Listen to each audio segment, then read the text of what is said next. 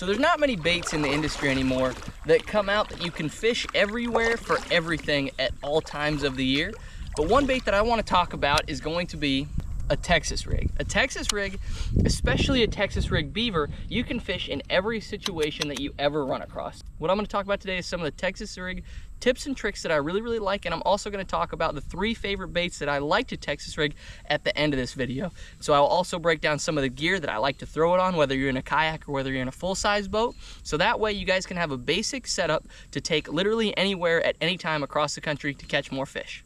So there's 3 things that I always see people doing wrong when they're fishing a Texas rig, beaver specifically. That's what I want to talk about almost exclusively, is that beaver. And the 3 things that I see people doing wrong are, the first thing is, nobody wants to wait on a hook set. Because what happens is they use too slow of a gear ratio reel, and you'll see them get a bite when they're like, so my bait hits the bottom, let's say I get a bite, they get a bite and they're like right here. They want to set the hook right now. Well, if you're fishing a Texas rig, chances are 10 out of 10 times those fish are going to hold on to it for a while. So take the extra 2 seconds, reel down, and then set the hook, and you will land almost every single one of those fish, as opposed to if you set the hook when it's all the way up here, you're going to lose a lot of those fish because they run at you and then you just end up not being able to catch up to them. And that leads me into the second tip, is I see people trying to use too slow of a gear ratio on a Texas rig. So if you're flipping a Texas rig like we are today, or dragging it, I like to go with an 8-to-1 gear ratio reel. Unless I'm fishing it in heavy cover where I need to really be working to get those fish out, in which case I'll go to a 7-to-1 to be able to pull it out. But if you're fishing a Texas rig on a 6-4-to-1 or slower, then that you really need to speed up your reel, because the general rule of thumb is, for the slower moving baits, hold the phone.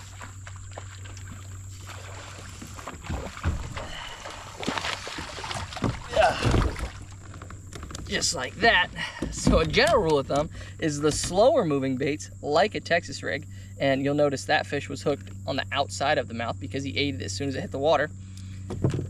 You want to go with a faster gear ratio reel because you have to catch up on that slack to catch these fish. If you're fishing with a faster moving bait, like a chatterbait, a spinnerbait, you're already tight, so you can get away with a slower moving reel. And so that was tip number 2, is use a higher speed gear ratio reel than you think to use. And the third tip is, people for some reason always like to go with the wrong weight, and they like to peg it when they don't have to. I mean, I have my weight pegged today just because I'm fishing pads and brush, but you don't have to peg it. And for some reason in the last 10 years, people think you have to peg your weight. Like that is an industry standard, when that's not true at all. You can get a lot more action not pegging your weight in a lot of other situations, like around the spawn and when you're fishing super shallow. And it's just a better presentation when you're doing that kind of thing. And then people using too heavy of weight. People want to use like a 3/8 ounce weight all the time. Well, you can use a 1/4, you can use a 1/16, you can use all kinds of small, really light weights and catch a ton of fish and get better action in shallower water than you can with a 3/8.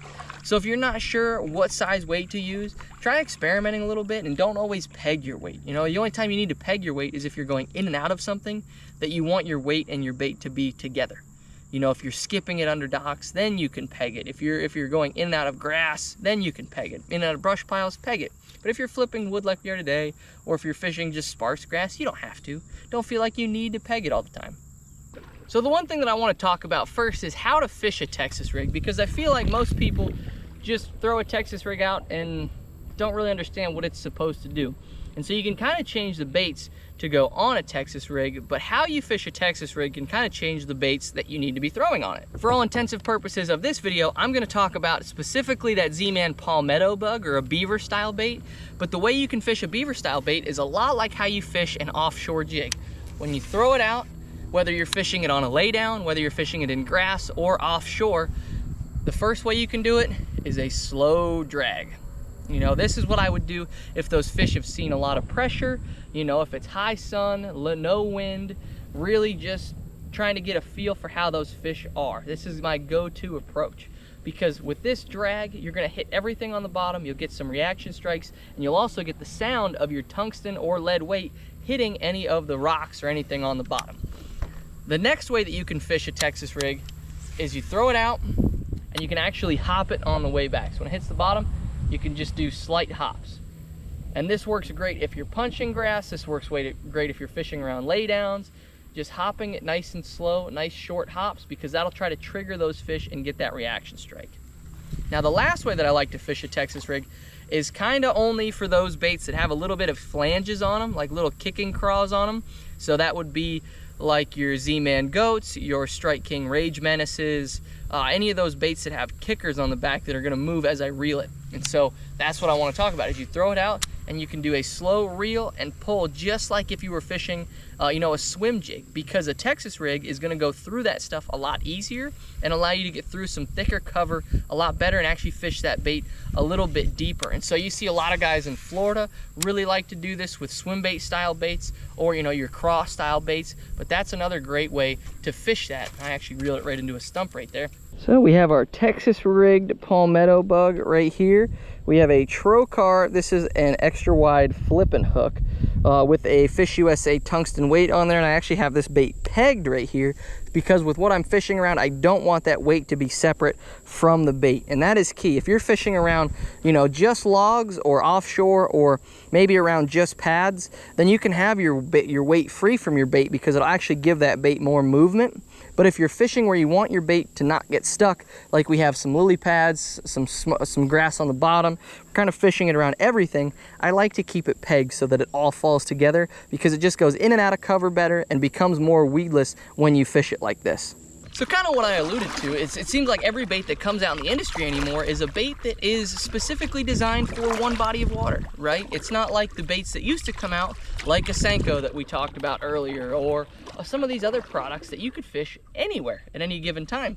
But one bait that has always stayed is that Texas rig, man. It doesn't matter what you're Texas rigging, a craw, a lizard, a worm, or a beaver, you can fish it everywhere at any given time, whether you're in California, New York, Texas, like anywhere. It always plays for smallmouth, largemouth, spotted bass. It always seems like you can do something with it. So that's why I really wanted to talk about it, because getting back in the kayak like I am today, you need to be able to take minimal gear with you. It's not like my Z20, I can't take the kitchen sink with me. I have to pick and choose what I bring. And so if I don't know what I'm gonna come across, that's why I bring the Texas rig, and that's why I bring that specific setup, is that beaver, because I know no matter what I get into, I'm gonna have it covered. Just have a couple different colors, green pumpkin and black and blue, and then I'm good for anything that I might physically run across. All right, so as promised, we are going to do my favorite 3 beaver style baits, because they are 3 of the best beaver style baits in the industry. And so I'm gonna break down why I like to throw one versus the other, and what situations call for each other. And so the first one that's probably my go-to workhorse, it's not gonna be a surprise to most of you guys, is the Z-Man palmetto bug, specifically because when I like to flip grass and I like to flip wood, which can be kind of rough on a flipping bait. And so the beaver style bait that holds up the best is a Z-Man palmetto bug. It has a little bit of floatability, so it kind of stands up when it hits the bottom, which is good when I have it connected, right? If I peg it, that's my go-to. So when I'm going in and out of stuff, that's my go-to. But if I'm not gonna peg it, where if I want to flip a little bit more finessey, I'm going to go to beaver number 2 or beaver number 3. And beaver number 2 is going to be that Reaction Innovations beaver, right? That is just probably, that was the industry starter. That's why it's called a beaver. That's why they're all beaver style baits, because this is what they were modeled after. And this is just a good all-around go-to, holds up really, really well, gets a lot of bites, glides better than probably any other beaver style bait out there on the market. And so this is when I like to go to this bait, is when I'm going to have my weight not pegged. So if I'm flipping around wood, grass, sparse vegetation, whatever, and I'm not going to peg it, that's going to be my go-to. The last one that I want to talk about is the Missile Baits D-Bomb.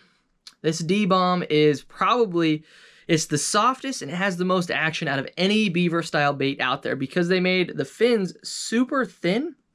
When you reel it, the fins actually kick, but when you let it go, it falls and glides super, super nice. So this is a great finesse style beaver, and it also has all of these ridges in it. So Texas rigging it is super, super simple, and it holds up extremely well because you can hide the hook in those ridges really well, and the hook actually breaks through really nicely. So it holds up awesome, and it is a great finesse style beaver. Guys, as always, we are going to break out the good book, and we're going to end with a Bible verse. And this one is pretty special to me. This is Luke 11 is where it starts. And what it says is, it's actually Luke 11:17. And so it says, So every kingdom divided against itself is laid waste, and a divided household falls. And the reason that I want to talk about that is because I recently was at a stag and drag for my buddy who was getting married to the love of his life this weekend. Not this weekend, but I was at the stag this weekend helping him work on it. And one thing that was truly amazing to me was the fact that if a household is divided, it will fall, but a household that is unified can stand against almost anything. And no matter what life has thrown at those two, no matter what difficulties they've faced, they've always done it together. And I think that's super, super important. And there's a reason that that is in the Bible, is that a house divided will fall. And so I think that's something that we need to talk about more and more as the dating world and marriages seem to be, it's like 50-50, if not worse, to divorce rate. No matter what you have going on, you have to be on the same front with your significant other. And it's the same way with God. You got to be on the same front with God.